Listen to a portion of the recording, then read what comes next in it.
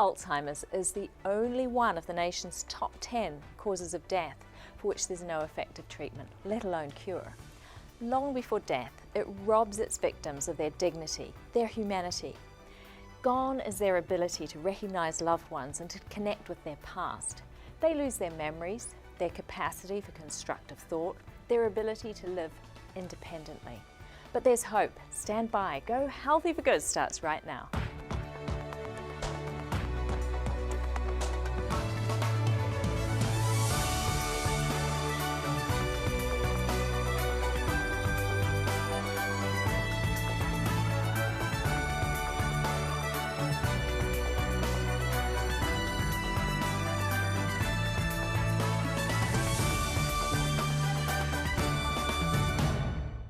Hello and welcome to Go Healthy for Good.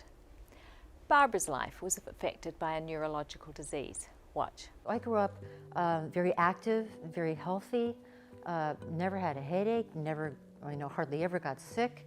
One day realized that it seemed like from night to day someone had taken a magic marker and it just cut me in half. And this whole left side of my body was completely numb. It was like I was carrying around a carcass. And I thought it was so strange. I tried to pinch myself and try to get some sort of a reaction. I even put my hand over the stove to get some heat, but there was no sensation at all. I began to notice when I was driving that my eyes were having a problem, that when I would look this way, it would seem like this eye was trying to gallop to get caught up with where the focus of my eyes were going. Driving became painful because of the eye strain. A lot of dizziness, a lot of weakness, and then this just untreatable fatigue. I would try and do as much as I could to stay healthy, to get energy, but I was not able to do that. I just wanted to be in bed all of the time. So I went into the doctor, went to the internist, and walked in and told him, I said, I think I have multiple sclerosis. I said, I want you to tell me exactly, don't sugarcoat anything. And after he examined me, he said, you could be right. He says, it's either MS or it's a brain tumor. And I want you to go immediately to have an MRI. Walking down the hallway to get to the MRI, I had the most beautiful thought I've ever had in my life. And it was, God, thank you that you are not a stranger to me. And I was so thankful that throughout my life, I had invested in wanting to have a relationship with God. And so it wasn't this strange, sort of a panicky sort of a situation, because I knew who he is and that he wasn't asleep. He knew exactly what was happening and I could trust him with what was going on. So went in, had the MRI. The day later, found out from the doctor that it was indeed MS, too many lesions to count. At that time also, at the onset of diagnosis, I had a migraine condition, a chronic migraine condition, severe chronic migraine condition. And again, never having had a headache before. And I was told, this is not a headache, this is something worse. And as time has gone on, it's never a headache, it's something more. I ended up becoming completely bedridden. Again, the fatigue was so paralyzing. It was like a lassitude sort of a fatigue, or even I would get so freezing in bed, I didn't even have the energy to sit up and pull the covers up over me to get warm. The pain became so intense, I wasn't able to speak. I couldn't smile. I couldn't even hug my children. And so it was a very challenging time for all of us. I had been through this bedridden period when this friend who was taking care of the children heard from a friend of hers who had said, have her look into the Swank diet. Dr. Swank got remarkable results from putting MS patients on a low-fat diet and eliminating saturated fat. We'll hear the rest of Barbara's story on today's show. Learn about a new protocol for reversing early Alzheimer's disease, create a veggie dish in the kitchen, and analyse the dangers of one of our favourite pastimes. First up though, the news.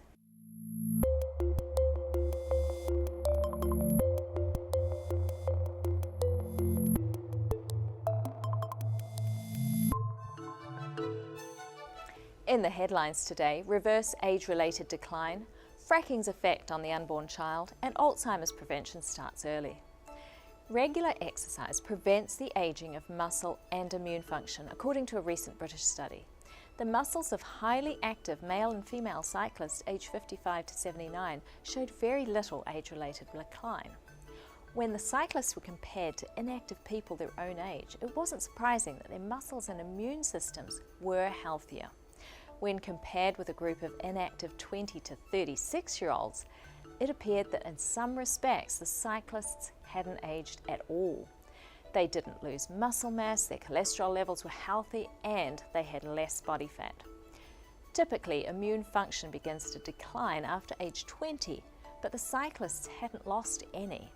Researchers noted they did not exercise because they were healthy. They were healthy because they'd been exercising most of their lives, and it's never too late to start.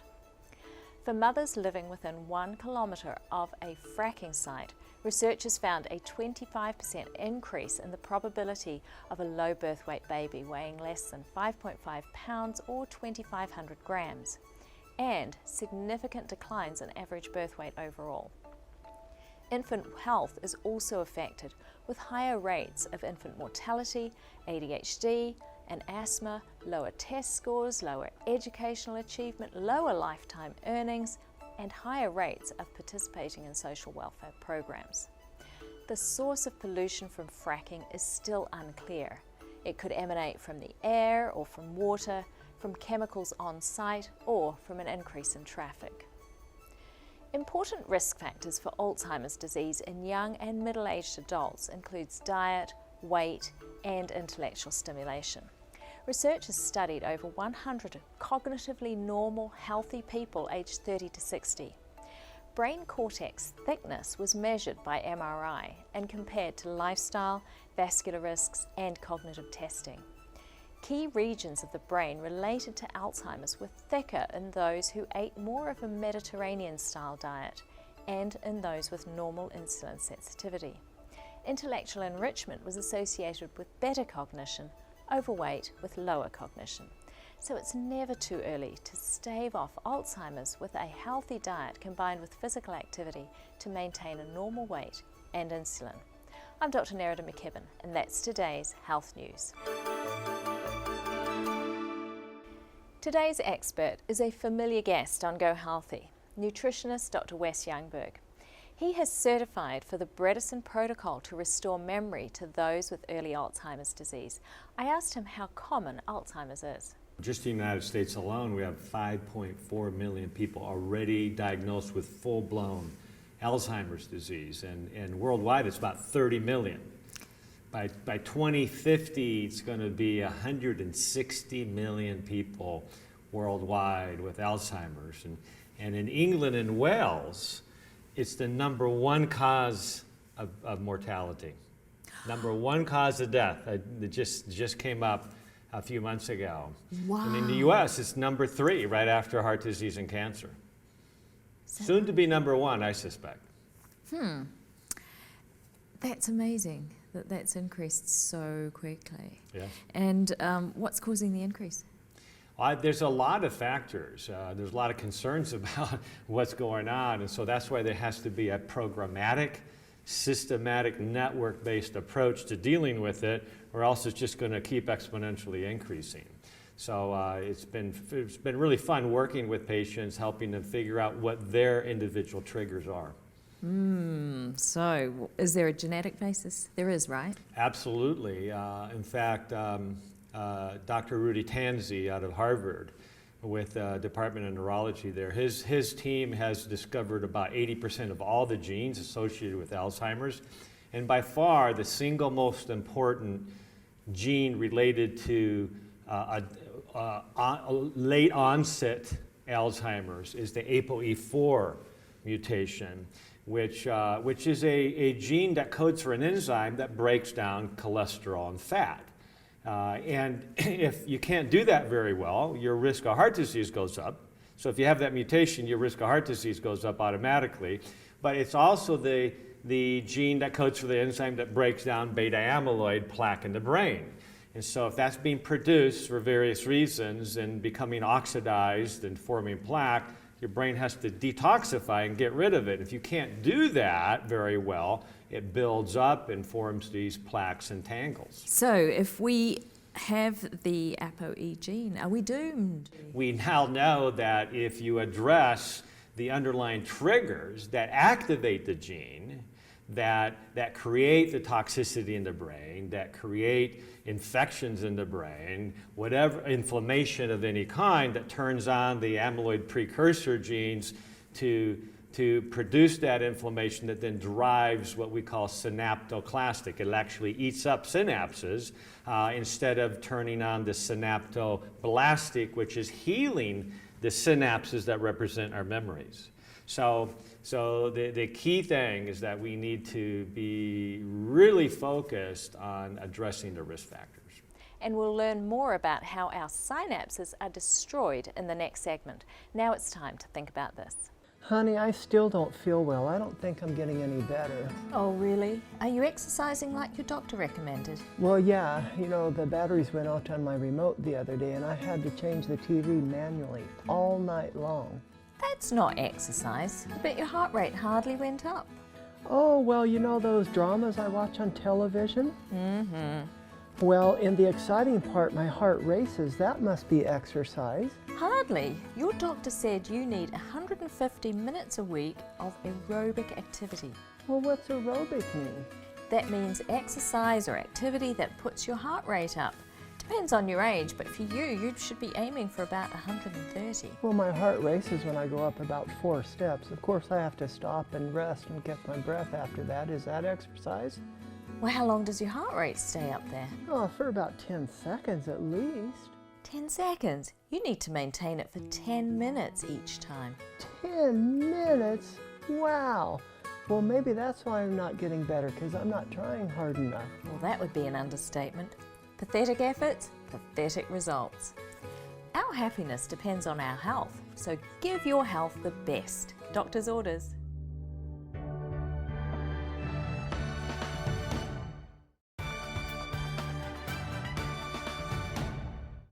It's kitchen time, and Justin has something special for us today. What are we doing today, Justin? Today we're going to make sweet roasted Brussels sprouts. There's nothing sweet about Brussels sprouts. Yeah, well, hopefully we'll prove you wrong today. Okay, what goes in it? Well, this is awesome. This is a recipe I came up with for Thanksgiving. You're not going to believe how tasty it is. Okay. 1 pound of Brussels sprouts, 1 tablespoon of olive oil, half a teaspoon of salt, 2 apples, and a 1/3 cup of walnuts.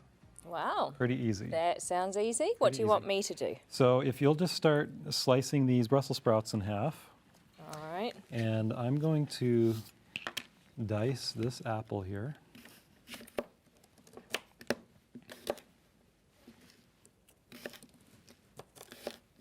Hopefully, we won't take any fingers off in the process. Yes, let's keep all of our fingers. You know, I've heard that Brussels sprouts get better rather than bitter after the first frost of the year. So, Oh, is that true? So don't buy your Brussels sprouts too early in the season because they get better. That is a good tip. Yeah. And you know, it's good to kind of chop these up ahead of eating them or ahead of cooking them. Now I'm going to start, Release all those good flavors and chemicals. I'm going to just put a little dab of oil here and just going to saute these Brussels sprouts flat side down. Oh, so don't do too many at once. Yeah, you don't want to put too many in there. Manhandle them. And let me tell you a little secret about Brussels sprouts. The longer you cook them, the more bitter they get. Is that right? Yeah, so we want to not have super bitter Brussels sprouts, so we're just going to lightly saute them. All right. Just till they start seeing that, that bright green. Okay. I'll turn them up here so you can see them Perfect. amongst all the We'll leaves. just throw all these in there. Oh, and there's one I missed. The one that nearly got away. There we go. Oh, look at all that good stuff. These are like delicious little mini cabbages. So you just saute those till they just start turning bright green and just get a little bit of a crust on the bottom. Okay. And when you're So that's to give them that texture? just to give them some texture, yep. Okay. And without them getting too bitter. So then we're going to just combine our apples And Oh, you're like me. You just throw the whole lot in, the just core throw and it in there. everything. This is a super easy recipe. I'll roughly chop these walnuts real quick. So there's some added nutrition there with those walnuts, a little bit of fat to make Mm-hmm. it satisfy the appetite. And the walnuts with the apples just tastes Oh, I always love walnuts and apples tastes together. great. And the apples are there to balance the acidity, the slight bitterness from the Brussels sprouts. You put it Okay. all together, it's wonderful. So let's just dump these in there. All right, I'll bring this over for you. All right. We'll just toss that all together. Oh yeah, look how they've just changed. Yeah, they're already just starting to get a little golden.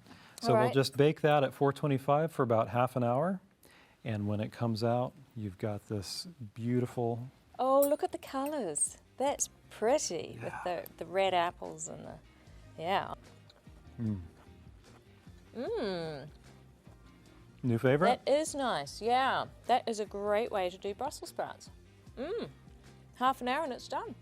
Well, thanks, Justin. Absolutely. You want to try this if you've got too many apples and Brussels sprouts at the same time. Remember that all our recipes are on our website, hopetv.org/gohealthy. Now back to Barbara, who was confined to bed with dizziness, weakness, overwhelming fatigue, and severe headaches due to multiple sclerosis. Then a friend of a friend recommended she try the swank diet. Watch what happened next. So I ordered this book, and I decided I was going to fully commit myself to this diet, not knowing how I was ever going to do it. I had been brought up by a Southern grandmother, and bacon grease was in everything. I didn't know how I was ever going to not have hamburger anymore, or steak, or any of these other things. And so it's just something I began to pray about all the time, asking God to change my tastes. And again, make me look at the focus. What was my goal? My goal was wellness. My goal was health. Therefore, this was secondary, what I really, let's say, wanted at the time. So honestly, it was a huge adjustment at first. It really was. I didn't want to hold my family back from enjoying their food. And so every Friday night, which was pizza night, you know, I wanted them to still have the pizza night. So I would have my own food and have them enjoy theirs. There would be years where I would be in bed with all kinds of fun and happy things going on in the kitchen, and I was just in bed. And that's when, again, my faith just became so important, and it centered me all the time, because even though the times when I was isolated and alone in my room, and sometimes feeling forgotten, I mean, of course you would have all those kinds of emotions of isolation, I always knew that I wasn't alone in my room because God was with me. And again, He's the one that has centered me throughout this entire journey. And there have been so many wonderful things that I've learned that I wouldn't have learned if I hadn't had these disabilities or these setbacks, these challenges. And I really believe that God had led me to discovering this diet. So I got on it, and within about 4 or 5 months, I began to walk again. I'm fully active and mobile due to the swank diet. Defying conventional wisdom. Just like Dr. Dale Bredesen, a neurologist who has developed a protocol for restoring memory in Alzheimer's patients. He's written this book, The End of Alzheimer's, the first program to prevent and reverse the cognitive decline of dementia. Today's guest, Dr. Wes Youngberg, has trained under Dr. Bredesen and is using the Bredesen protocol to do just that. I asked him if any drug medications play a role. There's been over 200 major clinical trials with drugs, and essentially all of them have failed. The only drugs currently approved to treat Alzheimer's, you talk to any doctor who's prescribed them, and they will tell you flat out, they work for a little while to decrease the symptoms, but they do nothing in general to impact the course of disease and the progression of the disease. So there's really nothing out there from a pharmaceutical standpoint that is addressing the problem of Alzheimer's at all, and that's why it's considered to be an incurable disease conventionally. But from a lifestyle medicine perspective, we know better. So that's where we have to go now. You mentioned inflammation in the brain, being a dietary what are the dietary sources of inflammation? That's right. Just like in heart disease, the inflammation is really the main driver of atheroma production inside the intimal part of the artery. Well, likewise in the brain, if you have inflammation systemically, that literally turns on the genes that then promote problems in producing the beta amyloid in the brain. Now, what's really interesting is that beta amyloid is actually there as the main part of the immune system to protect the brain. So just simply getting rid of the beta amyloid isn't the answer. Vaccination studies in Europe have shown that they were able to eradicate all the beta amyloid from the brain, and then people started being at risk of death from meningitis, because beta amyloid is the best antimicrobial that the brain can produce.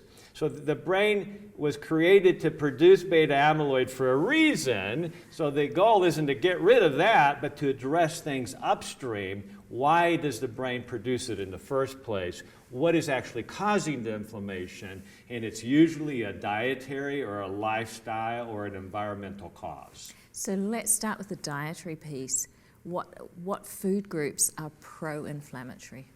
Well, basically anything that's not made by nature, that was not originally intended to be eaten by humans, those are pro-inflammatory. And so, one of the biggest problems is when we refine products down. So the number one, in my opinion, in my experience, is sugary foods. Sugary foods are very inflammatory, in part because they create diabetes of the brain, which is essentially another way of referring to Alzheimer's. Alzheimer's is now well known to be an insulin resistance of the brain, and so the brain develops this resistance, not allowing sugar to get into the blood to the neurons, and that requires more insulin, and so now this high insulin level has to be broken down by the enzymes in the brain, and that creates higher beta amyloid. So sugar is one. Stay away from sugar like it's the plague of plaque formation, which it is. Give us one other food. Well, the trans fats. Just artificial fats, artificial sweeteners. Anything artificial is really bad for the brain. So those were the things that you said people weren't supposed to eat because they're artificial, they're not in nature. All right. What kind of dietary pattern might slow down Alzheimer's disease? Well, it's interesting. I've always said what's good for the heart is good for the brain, and vice versa. And so we've known for over 25 years, after Dean Ornish's amazing research on reversing heart disease, that same dietary pattern in general is going to be very effective in helping support neuronal function and what we call synaptoblastic, building up those memory synapses again, restoring healthy neurons again. So bottom line is plants, whole, unprocessed plant foods with an emphasis on green leafy vegetables, which are just loaded with micronutrients, some of which we don't even understand yet, that are very healing to the brain. The University of Chicago did a big study years ago showing that elderly people they eat at least 2 cups of green leafy vegetables a day have the cognition of their peers 5 years younger. So green leafy vegetables are the anti-aging medicine for the brain. That's right. It's one of the big ones. Wow. That's really interesting. Now you're not just talking preventing, I heard you say restoring. So you're saying that Alzheimer's is reversible to a certain extent. That's right, and those who are researching this are being careful to talk about early Alzheimer's being reversible. There's really 3 main stages of cognitive decline that we discussed. There's the subjective cognitive impairment, which is where we know we're not what we used to be. We know that we have issues with our memory a little bit, but when we take a test, a cognitive neuropsychological test, we ace it. Yeah, we're good at tests. But subjectively we have a problem. Or the mild cognitive impairment where we start missing some of the answers on cognitive tests that we really should have gotten. And, but those are people you wouldn't even notice a problem, it's just on the test. And then that progresses into dementia, of which Alzheimer's is the most common form. 80% of all dementia is Alzheimer's, followed by vascular dementia, which is much less, but the second most common. They all have a similar underpinning, which has to do with inflammation, trauma, atrophic factors, which means the hormones are out of balance, and the number one hormone that gets out of balance that throws the other ones off is insulin. So if you're constantly snacking and getting sugary foods to boost your mood and your cognition, ironically, the very thing that is boosting your mood and cognition is destroying ultimately that very same thing.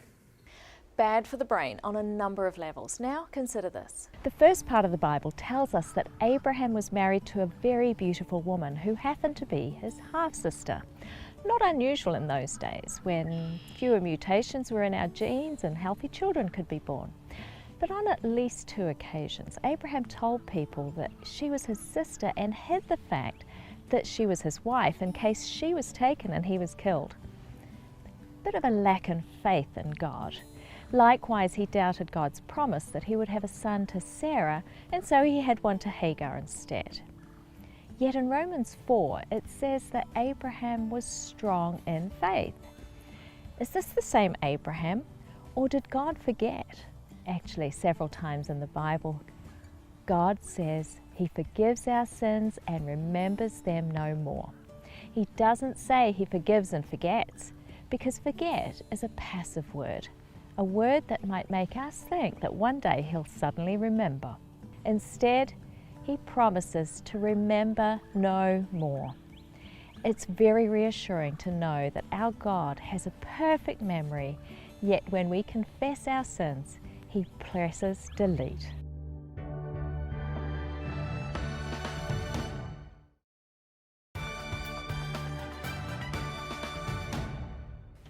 Welcome back.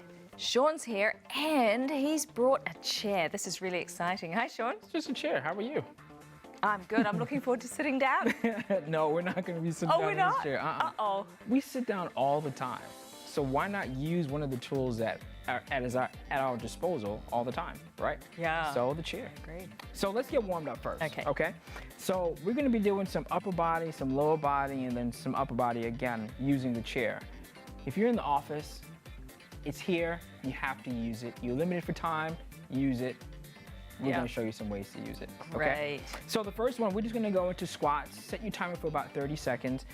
And these are called speed squats. I call them air squats, speed squats, same thing, all right? What you want to do is get down, pop up. You're intentionally moving fast. You can start off, you keep on going. Now the beauty of squats is that you start off high, and then as you get more limber, you go a little bit lower. Put the weight in your heel, 3, 2, and 1. Do that, heart rate's up, you feel good, you kind of feel prepared to go into it, right? Right. So we have our chair, you're at work, you have about 15, 20 minutes to work out. First exercise, we're gonna work the triceps, okay? All so right. go right into dips. Nope, no Okay. sitting, I promise. There are 2 ways to do this. The first is have your knees bent. Number 2 is have your legs straight. The only downside of having your legs straight is that you may feel a little bit of tension on your knee. So just semi-bend it just a little bit right there, and then you can go into your dips, all right? Set your timer for about 30 seconds, go all the way up. Now the goal here is to not rush. Do not rush the tricep dips. These are great exercises to work those arms, firm it up, keep it nice and tight. You know those hello goodbyes? Yeah. You get rid of those hello goodbyes. 3, 2, and 1. Perfect, you could have a seat. I call them hello goodbyes because someone says, it always says hello, goodbye. All at the same time. All at the same time. All right, so we're gonna stand up, no sitting at the job. All right. All right, we're gonna do a isolated lunge, single leg lunge. We're gonna point the toe in the chair, keep the chest pointed up. All right, Make sure that the chest points forward, eyes are forward, and all you're gonna do is bend. Back up. All the way forward. Chest is forward. Get about 10 to 15 reps. Feel good. Go all the way down. The knee doesn't go in front of your sneaker. Yep. And come back up. I'll let you try it. Woo. I know it's a challenge. This looks tough. It is a tough one, but what is tough will make you stronger sometimes. So take a nice step forward. There you go. Hold my hand for a second. There you go. 3, 2, and 1. Keep it up. Now go. Perfect. If you're having difficulty, you can use a broomstick just to kind of give you some balance. But you're still gonna work that quad. Get the other side. Switch? Yep. Okay. Set that timer for about 45 seconds or 30 seconds on each side. Isolate. If you're having problems with balance, use that broomstick, any little pole, or another chair to give you some balance. Yeah. All right, 3, 2, and 1. Good job. So you worked your triceps, you've isolated your quads, right? Right. Now we're gonna work the chest, okay? So we're gonna hold right here, the sides of the chair, nice and firm, and come all the way down. All right, once you get up to the top, you're squeezing your triceps, well, you're working the chest as well, okay? Right. So try for about 3 reps. Keep the body nice and firm. 1, make sure you're breathing. There you go, come on, give me 1 more. All the way down, and push, good job. There you go. So set your And if timer. that's too hard, you can do it on the top of the chair. But it's all about the challenge, right? Yes. It is nothing better than challenging yourself in order to make a change. If you want to do the same thing over and over again, you're going to get the same results, right? So challenge yourself here. So you got your dips, you got your isolated lunges, you got your push-up press. Set your timer 15 minutes, all right? Do as much as you can for 30 seconds each exercise and keep on repeating it. Hydrate, keep on going. You got 15 minutes. You may need to take a shower afterwards, but you'll be fine. All right, let's stretch it out. Okay. Okay, so you've worked the upper body. Let's work these triceps. I'm gonna turn my back and show you a great way to stretch out the triceps right here. Reach for the middle of your back. All right, stretch the tricep by putting your hand right here. Stretch, touch the middle of your back. Stretch it out. Okay, that's one exercise to get the triceps. All right, another one to get for the quads is to go into a really deep squat. All right, so right here. Take your elbow, put it right in the inside of your thigh, and push apart. Get a good stretch. In 3, 2, and 1. Come nice and slow. Open and close. The chest, you worked it. Good way is to open up the chest cavity, contract, open it up. In 3, 2, and 1, and you're done. Thanks, Sean. You just turned our inactivity into activity. It's activity. Yeah. The chair. That's great. Good job. The battle of the bulge happens for many of us as we try to shed extra pounds. One way to win is to adopt a total vegetarian or vegan diet. A recent Adventist health study found that the more closely a person consumed a total vegetarian diet, the closer they were to their ideal weight. So each step you take towards a total vegetarian diet will give you an advantage in the battle. A total vegetarian diet is another ageless advantage. Now it's time for your questions. Linda asks, what are the nutritional benefits of raw as opposed to cooked peppers, carrots and cabbage? Great question. You know, peppers or capsicums have high levels of vitamin C, and that's a vitamin that is destroyed with cooking. So maybe they're best eaten raw. But cooking can increase fibre and digestibility of veggies too. So for example, cooking carrots increases the amount of available vitamin A, you know, those antioxidants like beta-carotene and lutein. And most of the minerals also become more available, like calcium or iron becomes more available when you're cooking your greens. But polyphenols are destroyed by cooking, so we need to eat a variety of raw and cooked. For cabbage, same story. Cooking decreases the phytochemical sulforaphane, but it increases the indole phytochemical.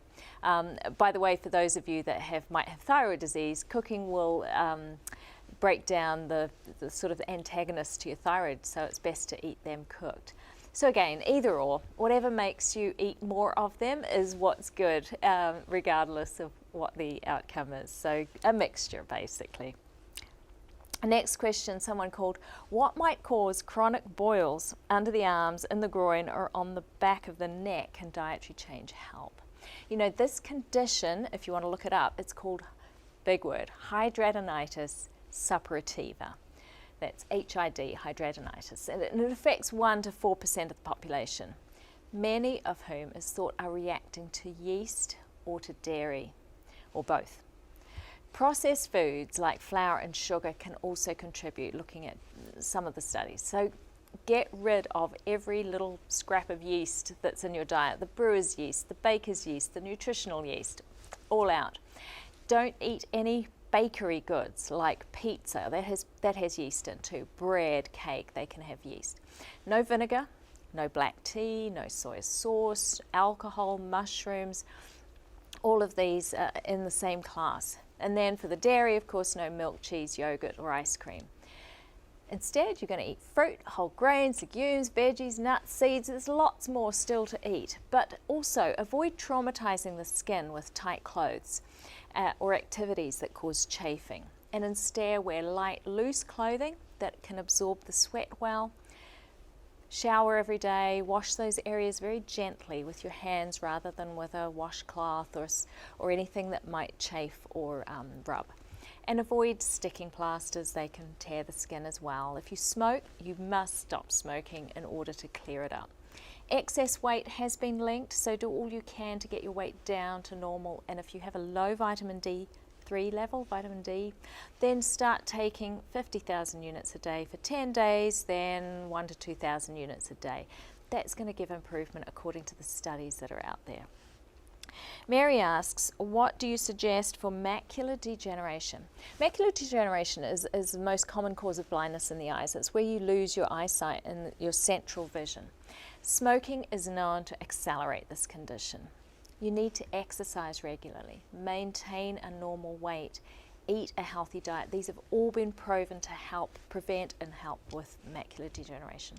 You need to eat plenty of fruit, especially berries, veggies, nuts and seeds, especially walnuts, chia and flax seeds. They contain nutrients that really help the macula. And you may also choose to supplement. It's one of these few conditions where doctors really believe in supplementing. Vitamin C, vitamin E, B complexes, and then antioxidants. You can actually supplement these specifically, lutein and zeaxanthin, and then minerals like zinc and copper. Remember, if you have a question, you can send them by text, Facebook, email or phone. Remember to like us. If you're not already on our Facebook page, become part of the Go Healthy for Good community. Now, let's see what's down at the store today. Lemons are the most commonly used citrus. They're native to Asia, but they've migrated all over the world. We use their juice and their zest more than we use their pulp, so look for smooth, brightly coloured skin. And if the fruit feels heavy for its size, then it should be nice and juicy. The juice is useful to preserve foods that oxidize and discolor quickly, like apples, bananas, or avocados. Once squeezed, there's a quick loss of vitamin C, so be sure to drink your lemonade right away. Recent animal research suggests that citrus have anti-cancer properties. Also, if you want to alkalinize your body in the mornings, then squeeze fresh lemon juice into your morning water. But be careful, it will erode the enamel on your teeth. So you better use a straw. Bon appetit.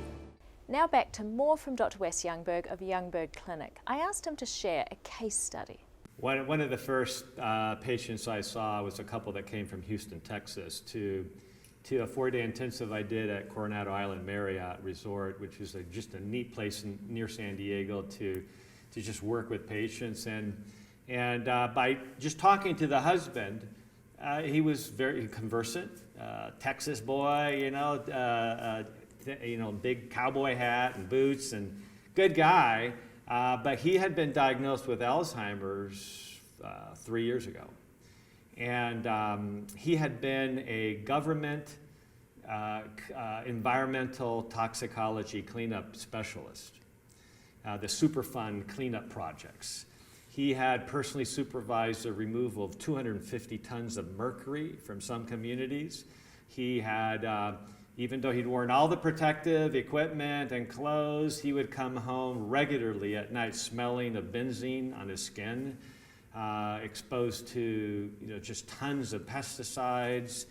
And just because you're wearing the right clothes, you can still inhale all kinds of stuff. And Dr. Bredesen actually talks about inhalational Alzheimer's. The things that we breathe in have a huge impact on the brain and can promote that inflammation and toxicity that can lead to cognition problems over time.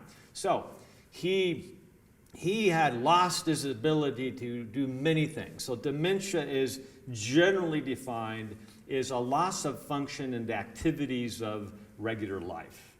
And that's really the best functional definition, because, yeah, you can have memory problems, you could even have short memory problems, but ultimately, can you take care of yourself? Can you take a shower? Can you eat by yourself? Can you use the microwave? Can you be in the house without burning it down? Things like that. And he had lost his ability to do that. Wow. He could not be with his wife at a store without getting lost, unless he was right there like a 5-year-old. She had to keep her eye on him at all times, or he'd get lost and confused and not know where he was. Wow. And so the good wife that she was, she brought him to San Diego, and we did all the tests. We took 40 vials of blood. This is a very comprehensive program where we test for a lot of things and figure out where all the problems. And we found lots of problems, which was good news. Yeah. Because if he tested great on everything, then we were like, well, what do we do now? But the more problem areas that you find, the more you have to fix, the greater the chance that those neurons can start healing and those synapses can start working again and those memories coming back. So, long story short, within 1 week of starting the entire program, he's at a Lowe's, large store, and he says to his wife, honey, I need to use the restroom. So she just stopped and let him go and kind of watched him, because he had not been able to do that for 3 years without getting lost. And he walked all the way to the back of the store where the restrooms were and used the facilities, and then came back through all the aisles and found her. And he literally hadn't been able to do that in 3 years. And she actually emailed me that night. She was like, I can't believe it. So it's orientation to time and place is a key factor in Alzheimer's. Within a month, he was now able to do other things like exercise. He had been unable, he was not coordinated enough to exercise and do an aerobic workout with his wife. So now he's able to do reverse lunges. He was getting coordinated. The brain was starting to work with the muscles again. And so all kinds of activities like this. Within 3 months, he was able to cook, because he had really enjoyed cooking for family. But every time he had done that for the past 3 years, he had burned things, he'd gotten confused and frustrated, and it was just a disaster. And his wife told me, says, I just watched him do the whole thing. I didn't help him once. He did it all. He was able to, just last week, he was able to mow his in-laws' 6-acre lot with a riding lawnmower. He would never even tried to do that before. At a walk for Alzheimer's in Houston, Texas, an interviewer came up, a TV station came up to him and wanted to interview him, and normally he would get all flustered and confused and wouldn't be able to have regular sentence structure, and he was able to talk to them and tell them how hopeful he was and I'm going to get better and I'm still getting better. And so it's just really neat to see him. And he, even after all that improvement, only has a MoCA score, the Montreal Cognitive Assessment score, of 6 out of 30. So he still has very advanced Alzheimer's, but what's different is that his functionality in daily living has completely changed. He could not even use a microwave 3 months ago.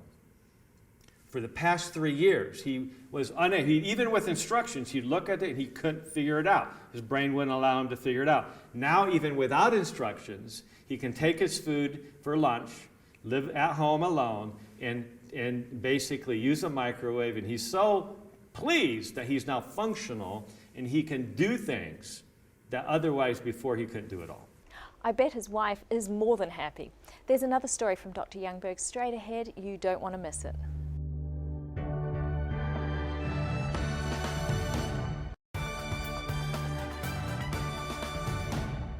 Barbara was bedridden from the severe symptoms of MS for a number of years until she heard about the swank diet. Having been brought up on a lot of meat and grease, it was a huge adjustment to eliminate saturated fats from her diet, but she wanted her life back.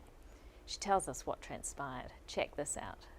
I'm fully active and mobile due to the swank diet. I can walk for distances when I feel on a great day. I can walk.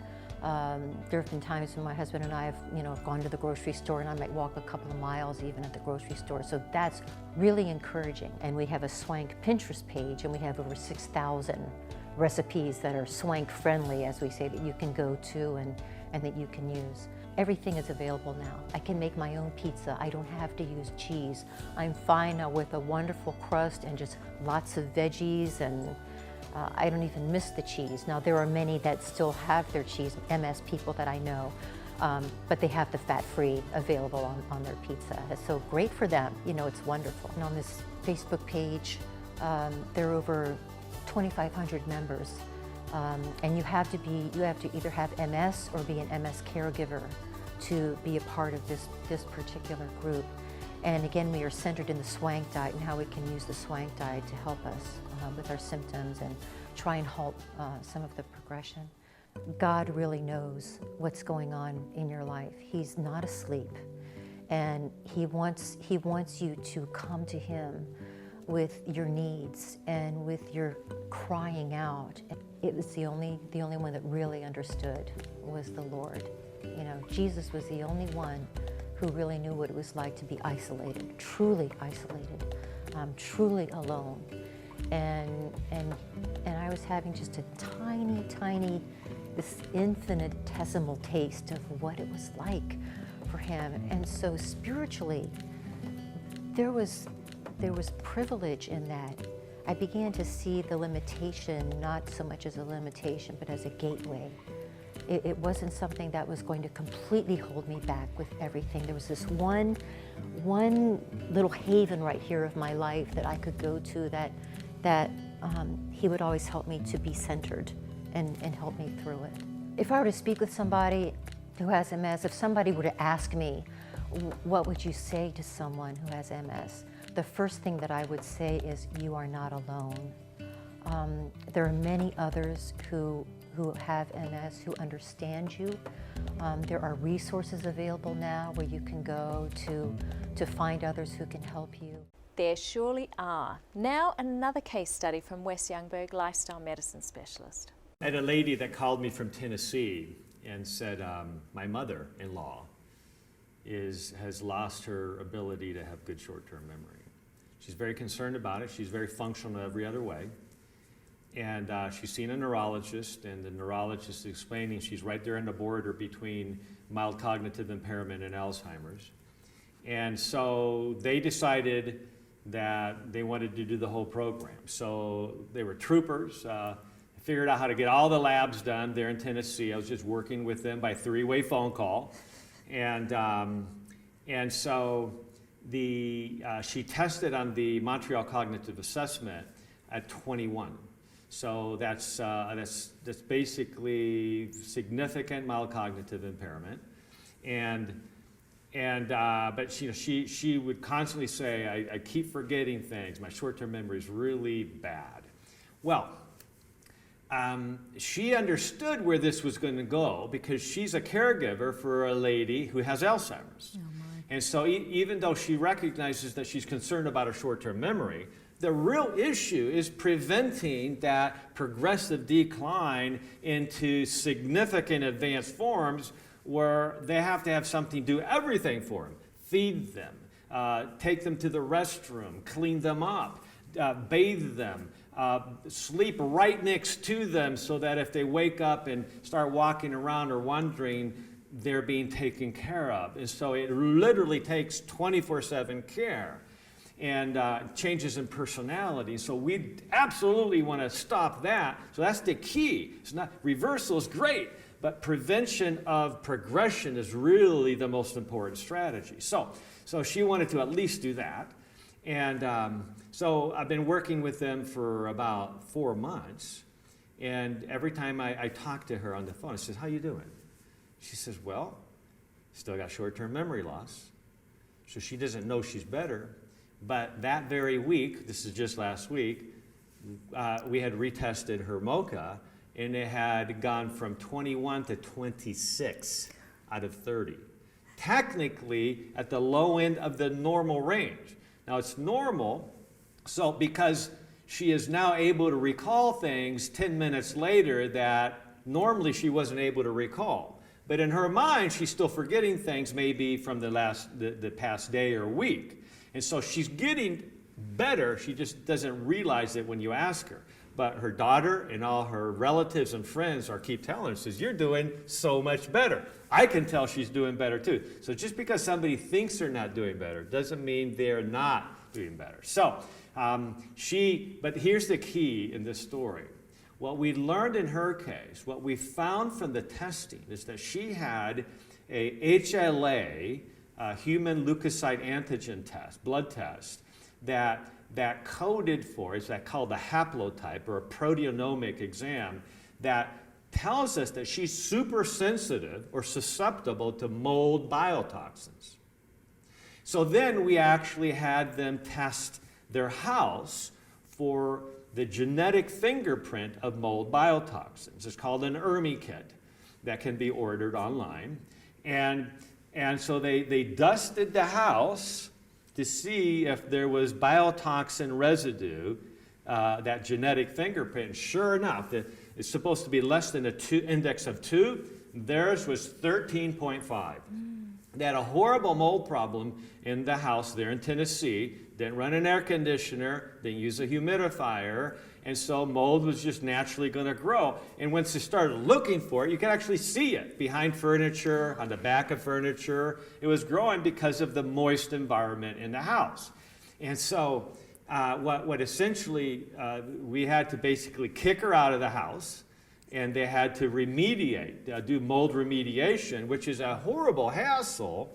But my experience is that patients who have a mold problem in the house or at work, who do not address that, especially if they have a lab-proven sensitivity to mold, they're not going to get better from their dementia until that problem is fixed. So it's really critical to look at the step back and not just assume it's purely a dietary issue. Even diet is critical and a game changer. If you don't change your diet, you're probably not going to get better either. So she would need to change. You have to address the actual causes, plural. Right. So you still had her do dietary change. Oh, absolutely. So in fact, there's an algorithm that we use to come up with what's called the RECODE report, which is a 14-page personalized health risk assessment on what are your risk factors and what is causing synaptic memory loss. And it has an index of a continuum on the 5 major categories that drive Alzheimer's or dementia. Of course, inflammation we talked about, glycotoxicity or high sugars or low sugars we talked about, the hormonal imbalances we talked about, vascular problems typical with cardiac risk factors, and trauma. Okay, so all those can drive it. So we need, or toxins, biotoxins. If we don't figure out where the triggers are, probably not going to help that patient get better.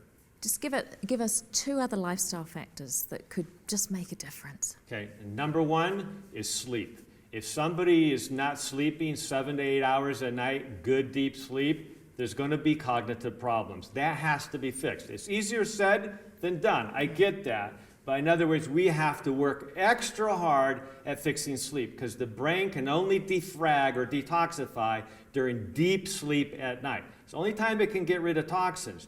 And so that's very critical. Number 2 is daily exercise. Every time that we exercise, the cells of the brain release a brain-derived neurotrophic factor. It's a hormone-like substance, an elixir that literally heals the fragmented neurons of the brain and restore them to more optimal function and reconnect those synapses. So every time you exercise, think, my brain's getting sharper and smarter. So don't leave it too long before you exercise again, and stay away from the sugary foods, the trans fats, the highly processed foods that clog the body and the brain. The brain is put at risk in 3 major ways: by inflammation and exercise, deficiencies in nutrients and hormones, and by toxic exposures. So be aware of your intake and environment. Exercise regularly and give your brain time to detoxify by getting 7 to 9 hours of good quality sleep every night. That's all from me today. Thanks for joining us on Go Healthy for Good. I'll see you next time.